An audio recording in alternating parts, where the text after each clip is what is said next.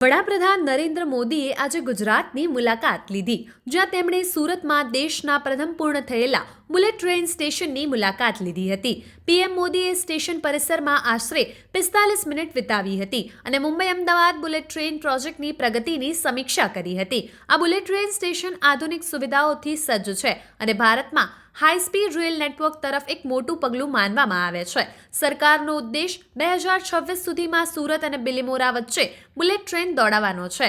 આ સીમાચિહ્નરૂપ પ્રોજેક્ટ ગુજરાતમાં ઝડપી અને આધુનિક પરિવહન વ્યવસ્થાને પ્રોત્સાહન આપશે. આ મુલાકાત દરમિયાન પીએમ મોદીએ અધિકારીઓને પ્રોજેક્ટ સમયસર અને ઉચ્ચ ગુણવત્તા સાથે પૂર્ણ કરવા નિર્દેશ આપ્યો.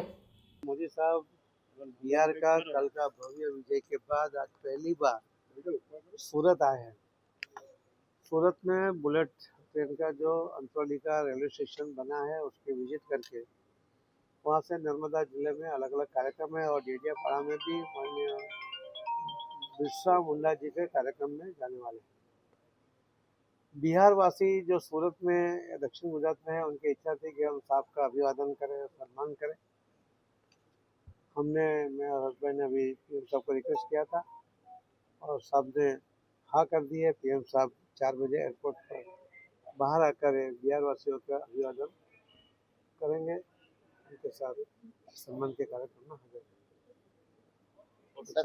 आपकी बात इतना बड़ा परिणाम आया। अरे यार